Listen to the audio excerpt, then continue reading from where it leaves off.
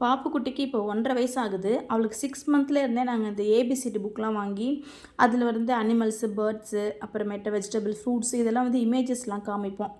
Image காமிச்சு பாப்புக்குட்டிக்கு இது apple, இது ஏபிசிடி, இது 1, 2, 3 இதெல்லாம் வந்து நாங்க சொல்லுவோம். அவ வந்து பாப்பா. அவளால சொல்ல முடியலனா கூட அவ பார்த்துப்பா. அந்த மாரி பண்ணிட்டுருந்தோம். ஆனா இதில என்ன மிஸ்டேக் ஆகுதுன்னா, பாப்பாக்கு நாங்க இதோட 4, 5 புக் வாங்கிட்டோம். ஃபுல்லா கிழிச்சு போட்டுறா. அவ விளையாட்டுத்தனத்தினால கொஞ்ச நேரம் உட்காந்து பார்க்குறா. அதுக்கப்புறம் அவ கிழிச்சு போட்டுறா. நான் அப்போ தான் மீஷோவில் இந்த ப்ராடக்ட் பார்த்தேன். இது ரொம்ப யூஸ்ஃபுல்லாக இருக்குது. பில்லோ புக் இது.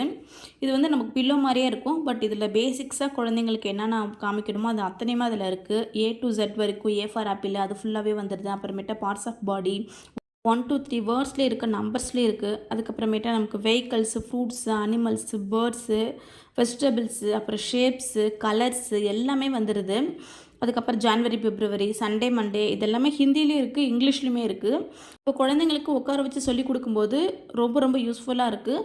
குழந்தைங்களும் கிழிக்க முடியாது. இது நம்ம அவங்க படிச்சுட்டு அதுக்கப்புறமேட்டா விளையாடும்போது கூட கிழிக்க முடியாது. ரொம்ப ரொம்ப ஸ்ட்ராங்காக இருக்குது.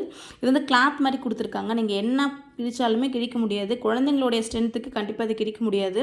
இது குழந்தைங்களுக்கு சொல்லிக் கொடுத்துட்டு நம்ம க்ளோஸ் பண்ணி வச்சிடலாம். குழந்தைங்க டாய்ஸ் மாதிரி கூட யூஸ் பண்ணிக்கலாம், பில்லோ மாதிரி யூஸ் பண்ணிக்கலாம். உங்களுக்கு இது பிடிச்சிருந்தா என்னை ஃபாலோ பண்ணிட்டு லிங்க்னு கமெண்ட் பண்ணுங்கள். நான் லிங்க் ஷேர் பண்ணுறேன். பாய்.